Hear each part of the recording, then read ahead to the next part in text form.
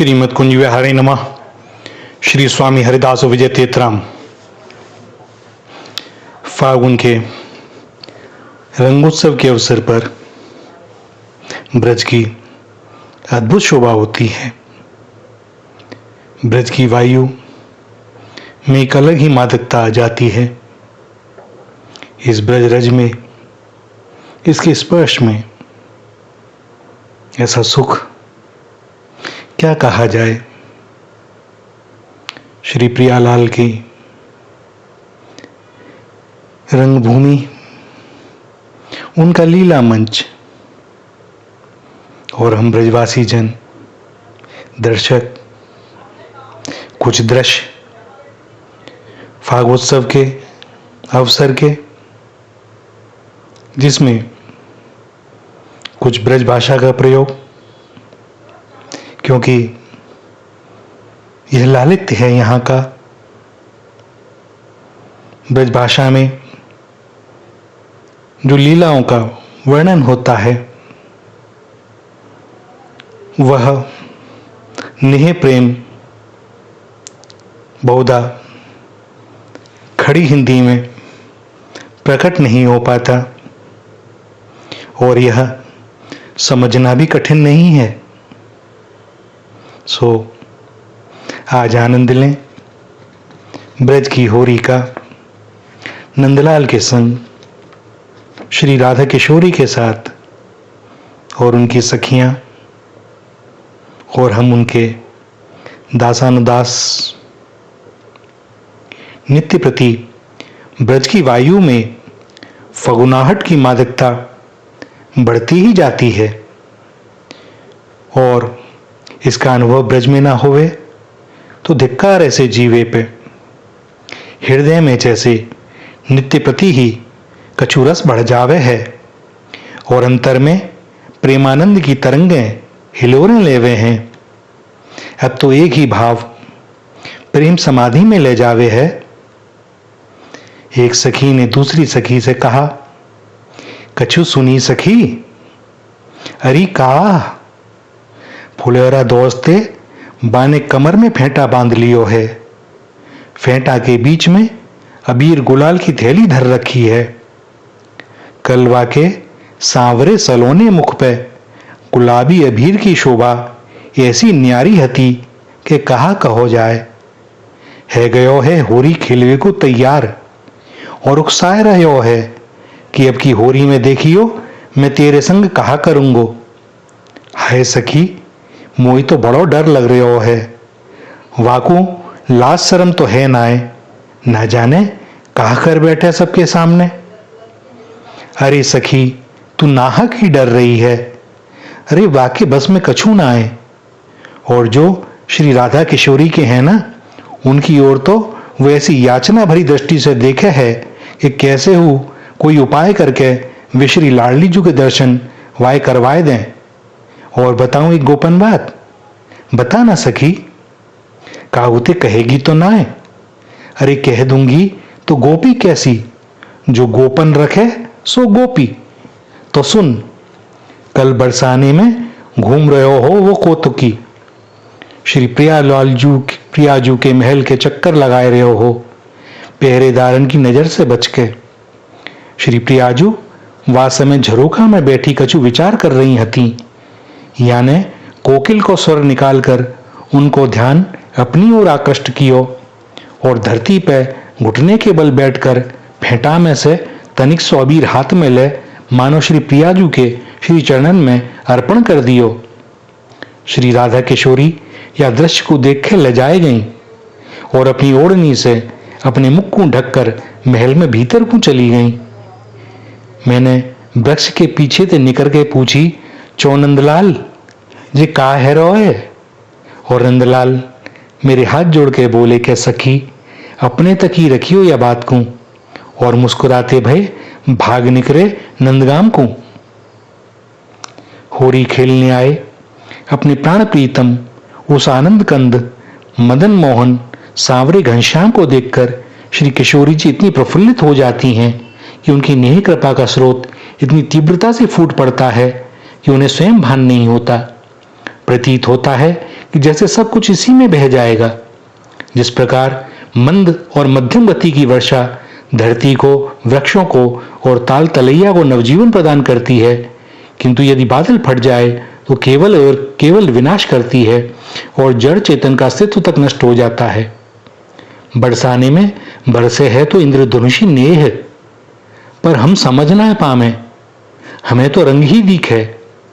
आज तो श्री किशोरी जू अपने नंदलाल को इन रंग भरी आंधिन ते लाल भय बदरान के बीच अवसर पाए के मोहन रसिया को अपने नेह से लालम लाल कर देवे हैं और इतनी आनंदित होवे हैं कि श्याम सखान पे हो भर भर टोकरी नेह बरसावे हैं।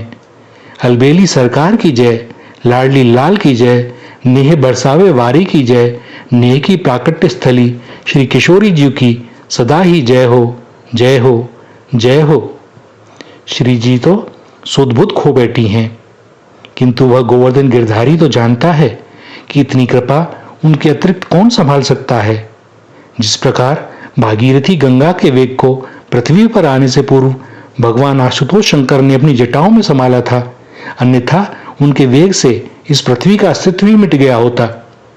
जिस प्रकार विद्युत के तारों में 11,000 वोल्ट तक का प्रवाह होता है, किंतु अपनी क्षमता के अनुसार लोग उसका उपभोग करते हैं।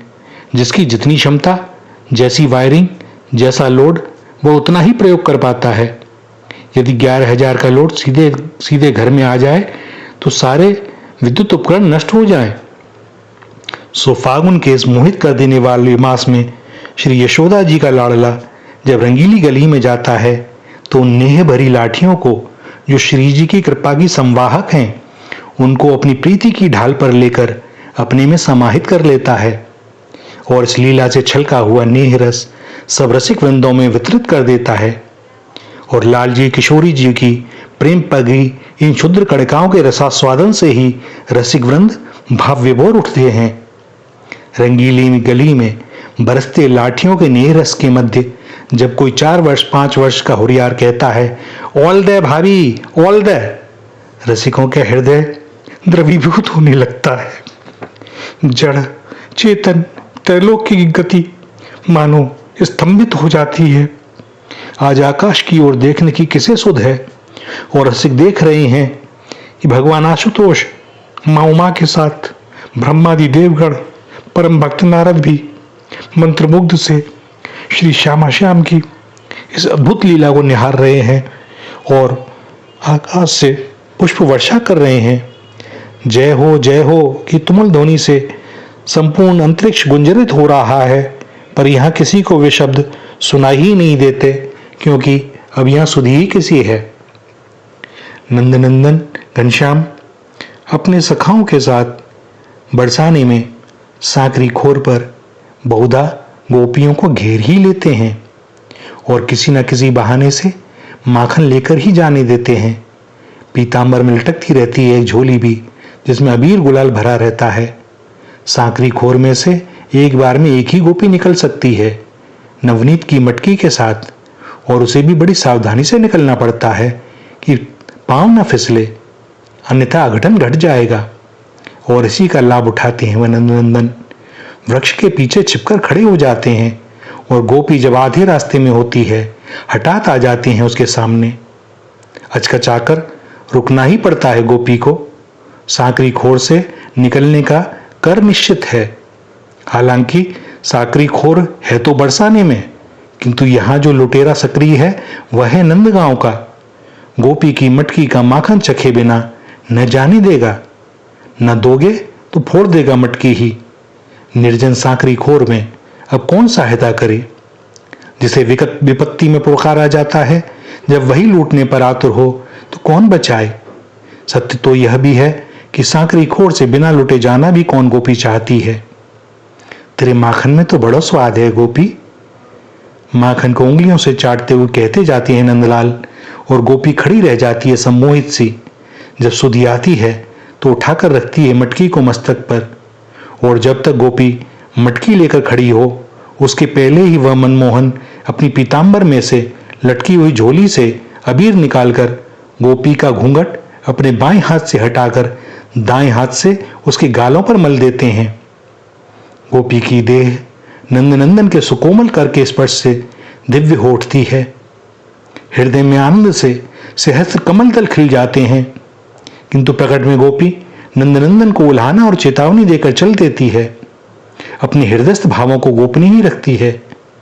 जो अपने प्रेमी को उसके प्रति भावों को यथासंभव गोपन रख सके सो गोपी। प्रेमास्पद को जो प्रिय वही हमें भी प्रिय। उन्हें विदित है कि गिरधारी की लीला में सहयोग करना है, सो वह अपनी ओर से ब्रजराज को कंस और अन्य असुरों की दृष्टि से छुपाने के लिए उन पर भांति भांति के आरोप लगाकर उन्हें संदेहास्पद बना देती हैं कि ऐसा चोर लुटेरा ग्वाला ईश्वर कैसे हो सकता है। प्रत्येक लीला का काल निश्चित है और जब श्री हरि ने कर ही रखा है तो गोपियां उसमें प्राणपण से सहयोग न दें तो कौन देगा। आज नंदलाल ने सांकरी खोर पर एक नई विवाहिता गोपी घेर ली।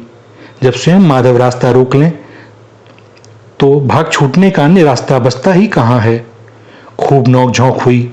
हार कर गोपी को नवनीत भी देना पड़ा और घूंघट हटाकर अपना मुख भी दिखाना पड़ा। सांवरे को तो मानो ऐसे ही अवसर की प्रतीक्षा थी। थैली में हाथ डाल मुट्ठी भर अबीर गोपी की ओर फेंका। अचकचा गई गोपी और इसी मध्य गोपी की आंखों में अबीर चला गया। बड़ी व्यथा हुई। गोपी कन्हैया को सुंदर सुंदर उपमाएं देती हुई घर की ओर भागी। उसकी दशा देखकर अन्य गोपियां भी जमा हो गईं। सबने मिलकर उसके मुख को, उसकी आंखों को बार बार जल डालकर साफ किया। फिर पूछा, चौं अब ठीक है? आंख में ते अबीर निकल गए क्या ना है? गोपी ने उत्तर दिया, अबीर तो निकल गया, किंतु आंख में जो अहीर का बेटा आ गया वह नहीं निकलता। कड़े को अबीर पे अहीर को कड़े नहीं। ब्रज वृंदावन, नंदगांव, बरसाना, रंगीली गली, श्री किशोरी जी, अष्ट सखी, उनके यूथ और सांवर सलोनो, मदन मोहन, अखिल ब्रह्मांड मोहन। कैसा दिव्य रस। अहो रसना, तू क्या जाने कि रस क्या होता है। रस को केवल रसना से ही अनुभव किया जा सके, ऐसा कब। दिव्य रस तो आत्मा से ही अनुभव होता है। दिव्य को नश्वर कैसे पाएगा। नेत्रों में यह क्षमता कहाँ कि वह देख पावे उड़त गुलाल लाल भय बदरा। अरे यह तो नेत्र बंद करके ही देखा जा सकता है, किंतु सावधान, नेत्र बंद कर लिए तो फिर वह नहीं मानेगा, लेकिन खुले भी रहे तब वह कौन सा मान जाएगा। उसे तो केवल एक ही रट की रंगना है और मेरे हृदय में भी बस एक यही भाव कि पकड़ ले वो मुझे। रंग में रंग गई बाह पकड़ लई, लाजन मर गई होरी में। हाय प्राण प्रीतम, तुमने सबके सामने बाह पकड़ ली, सबने देख लिया, अब मैं इनसे नेत्र कैसे मिलाऊंगी। अरे बाबरी, कौन से लजा रही है।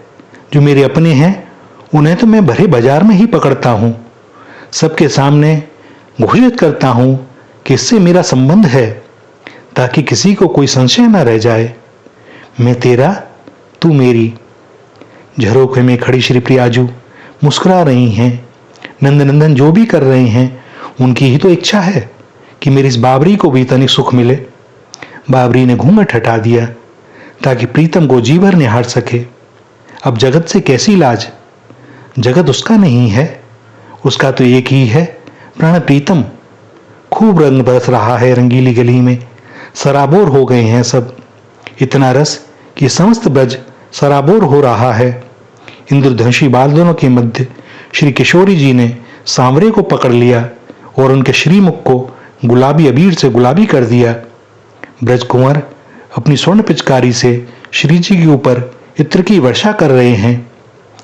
दिव्य प्रेमानंद सभी देव गंधर्व श्री जी की कृपा से उतर आए हैं रंगीली गली में। दिव्य पुष्पों की वर्षा हो रही है, किसी को सुध-बुध कहां। एक ही उद्घोष, जय हो जय हो जय हो। श्री राधा श्री राधा श्री राधा।